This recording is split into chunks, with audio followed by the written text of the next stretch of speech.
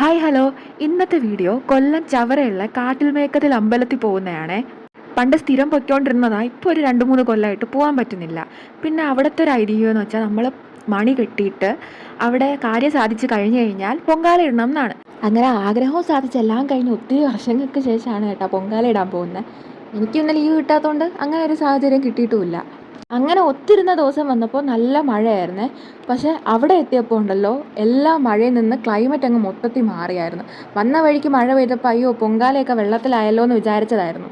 പാർക്കിങ്ങിൽ വണ്ടി പാർക്ക് ചെയ്ത് ജങ്കാര കയറി നമ്മൾ ഇക്കരയിൽ നിന്ന് അക്കരയിലോട്ട് പോകണം. അവിടെ ആട്ടോ അമ്പലം. അങ്ങനെ വെയിറ്റ് ചെയ്ത് നിന്നപ്പോൾ നമുക്കുള്ള ജങ്കാര എത്തിയായിരുന്നേ.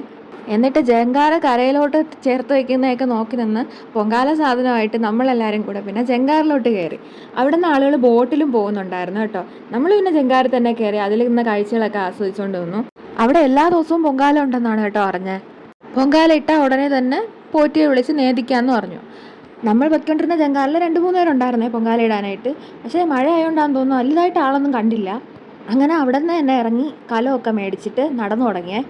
എന്നിട്ട് ചെരുപ്പെല്ലാം അവിടെ ഇട്ടിട്ട് കെട്ടാനുള്ള മണിയും പിന്നെ റെസിപ്റ്റ് എല്ലാം വാങ്ങാൻ വേണ്ടി അമ്മ പോയ സമയത്ത് ഞാനും അച്ഛനും കൂടെ അവിടെ ഇരിക്കാനായിട്ടൊക്കെ സ്ഥലം ഉണ്ടായിരുന്നേ. പണ്ട് വന്നതിനെക്കാട്ടും അമ്പലത്തിന് ഒത്തിരി മാറ്റമൊക്കെ വന്നായിരുന്നു കേട്ടോ. ഇപ്പോൾ ഒരുപാട് വെയിറ്റിംഗ് ഷെഡും പിന്നെ പൊങ്കാലയിടാനും ഇപ്പോൾ അവിടെ ഒരു സ്ഥലമൊക്കെ ഉണ്ടെന്ന് അറിഞ്ഞായിരുന്നേ.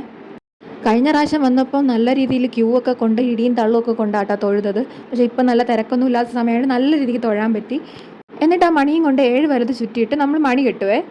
അത് കഴിഞ്ഞ് നമ്മൾ വന്ന ഉദ്ദേശത്തിനോട് പോയി അവിടെ ഒരു ഷെഡൊക്കെ ആയിട്ടുണ്ടായിരുന്നു പൊങ്കാല ഇടാനായിട്ട്. എന്നിട്ട് അത്യാവശ്യം ആളുകളൊക്കെ ഉണ്ടായിരുന്നേ. എന്നിട്ട് അമ്മയും ഞാനും കൂടെ ഇന്ന് പൊങ്കാല ഇട്ടു. പൊങ്കാലയൊക്കെ തിളച്ച് പൊങ്ങി. അവിടെ പൊങ്കാല ഇടുന്ന ആളുകൾ വരുന്ന ആളുകൾക്കൊക്കെ ആയിട്ട് ഇത് കൊടുക്കുന്നുണ്ടായിരുന്നേ കഴിക്കാനായിട്ട് പൊങ്കാല. അത് അവിടുത്തെ നേർച്ച എന്നാണ് കേട്ടത്. ലാസ്റ്റ് പൊങ്കാലയെല്ലാം അടുപ്പിൽ നിന്ന് എടുത്ത് മാറ്റിയിട്ട് അവിടുത്തെ ആൾ വന്നിട്ട് നേദിച്ചു കേട്ടോ. നേദിച്ച് കഴിഞ്ഞിട്ട് അമ്മ ആൾക്ക് കൊടുക്കുന്ന നേരം കൊണ്ട് അച്ഛൻ എനിക്ക് കടൽ കാണിച്ചു തരാമെന്നും പറഞ്ഞ് എന്നെ കൊണ്ട് പോയായിരുന്നേ. ഇടയ്ക്ക് ശംഖുമുഖത്ത് പോയപ്പോൾ കടൽ അടച്ചിട്ടേക്ക് വരുന്നത്. അപ്പോൾ എനിക്ക് നല്ല വിഷമമായിരുന്നു. അതുകൊണ്ട് ഇവിടുത്തെ നല്ല കടലാണ്. സാധാരണ പോകുന്ന കടലെന്ന് പറഞ്ഞാൽ ബാക്ക് സൈഡായിരുന്നേ അമ്പലത്തിൻ്റെ. പക്ഷേ ഇത് വേറെ സൈഡിലോട്ടായിരുന്നു. പക്ഷെ നല്ല കടലായിരുന്നു. എന്ന് വെച്ചാൽ നല്ല ക്ലിയർ ആയിട്ടുള്ള കടലായതുകൊണ്ട് എനിക്ക് ഭയങ്കര സന്തോഷമായിരുന്നു. അങ്ങനെ ഞാൻ ഒത്തിരി നേരം കടലിൽ നിന്നായിരുന്നു. ടൂറിസ്റ്റ് സ്പോട്ടൊന്നും അല്ലാത്തതുകൊണ്ടാണെന്ന് തോന്നുന്നു അധികം ആളുകളൊന്നും വന്ന് ഈ കടലങ്ങ് വൃത്തികേടാക്കാത്തത്. അതുകൊണ്ട് അത്യാവശ്യം സമാധാനം ഉണ്ടായിരുന്നു. അങ്ങനെ കുറേ നേരം ഞാൻ എൻ്റെ എപ്പോഴത്തെ സ്ഥിരം പരിപാടിയായ കടലിക്കളിയും പിന്നെ അത് കഴിഞ്ഞിട്ട് കാണുന്ന ഷെല്ലുകളെല്ലാം എടുക്കുക എന്നുള്ളത് എൻ്റെ പണ്ട് തൊട്ടേ ഉള്ള ഹോബിയാണ്. എവിടെ പോയി കഴിഞ്ഞാലും ചെന്ന് എടുക്കുമായിരുന്നു. പണ്ടൊക്കെ അമ്മ അതിനെടുത്ത് കളയുമായിരുന്നു. അത് കഴിഞ്ഞ് കുറേയൊക്കെ എൻ്റെ കയ്യിൽ ഇപ്പോഴും സ്റ്റോക്കിൽ ഞാൻ വച്ചിട്ടുണ്ട്. എന്തിനാണെന്ന് വെച്ചാൽ എനിക്കറിയത്തില്ല, ഓർമ്മയ്ക്കാണ് എന്നും പറഞ്ഞ് ഞാൻ ചുമ്മാ പണ്ട് തൊട്ടേ എടുക്കാറുണ്ട്. അങ്ങനെ അതെല്ലാം എടുത്തിട്ട് അച്ഛൻ എൻ്റെ അടുത്ത് പോവാം എന്ന് പറഞ്ഞുകൊണ്ടിരുന്നിട്ട് ഞാൻ കേൾക്കാതെ കുറേ നേരം അവിടെ തന്നെ നിന്നായിരുന്നേ. എന്നെ കടലിൽ കൊണ്ടിട്ടാൽ ഞാൻ അവിടെ തന്നെ നിൽക്കും. കാരണം എനിക്ക് കടലിൽ പോയാൽ മടുക്കാറില്ല. പിന്നെ ടാൻ അടിക്കുമെന്നും പിന്നെ രാവിലെ തല കുളിച്ചിട്ട് പനി പിടിക്കുമെന്ന് വിചാരിച്ചുകൊണ്ട് മാത്രം പിന്നെ ഞാൻ പോകാമെന്ന് വിചാരിച്ച് അമ്മ അവിടെ വെയിറ്റ് ചെയ്ത് നിൽക്കുമല്ലേ. അമ്മയ്ക്ക് പിന്നെ കടലിലിറങ്ങാൻ താല്പര്യമില്ലായിരുന്നേ. അവിടെ നിന്ന് കോളിഫ്ലവർ ഫ്രൈ ഒക്കെ വാങ്ങിച്ചിട്ട് പിന്നെ അമ്മ നിൽക്കുന്നിടത്തോട്ട് പോയേ. എന്നിട്ട് അതിൻ്റെ തന്നെ കോമ്പൗണ്ടിലൊക്കെ വെറുതെ നിന്ന് അമ്പലത്തിൻ്റെ ആ ഒരു അടുത്തായിട്ടൊരു താമരപ്പൂ ഉണ്ടായിരുന്നു. ഭയങ്കര ഭംഗിയായിരുന്നു കേട്ടോ അതിനെ കാണാനായിട്ട്. എന്നിട്ട് ഒന്നുകൂടെ പ്രാർത്ഥിച്ചിട്ട് അവിടെ കഞ്ഞി ഉണ്ടായിരുന്നേ. അങ്ങനെ കഞ്ഞിയും പയറും പിന്നെ അവിടെ അല്ലാതെ ഉപ്പ് വെച്ചിട്ടുണ്ട്. അപ്പോൾ അത് വെച്ചിട്ട് കഴിക്കാൻ നല്ല വൃത്തിയോടെയൊക്കെ ആയിരുന്നു. അപ്പോൾ ആ സമയത്ത് പൊങ്കാലയിട്ട് വിശന്നിരുന്നിട്ടായതുകൊണ്ട് ആ കഞ്ഞി കുടിച്ചപ്പോൾ ഒരു ആശ്വാസമായിരുന്നേ. അങ്ങനെ കഞ്ഞിയെല്ലാം കുടിച്ച് അവിടെ സമയം പോയതൊന്നും അറിയാതിരുന്നു. 11 കഴിഞ്ഞായിരുന്നേ അപ്പോഴേക്കും.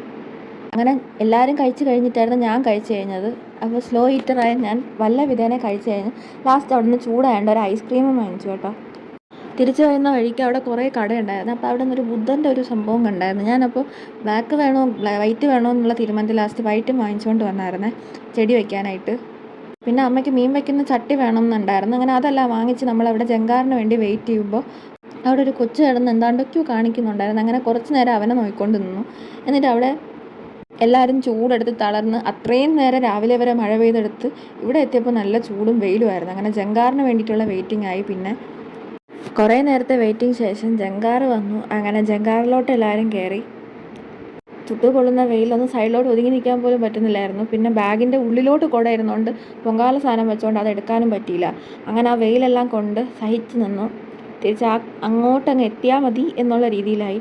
എനിക്ക് പിന്നെ വീട്ടിലോട്ട് എത്തിയെന്ന് കട്ടിൽ കണ്ടാൽ മതി എന്നായിരുന്നു. പിന്നെ എല്ലാം കഴിഞ്ഞ് വീട്ടിലോട്ട് പോയി.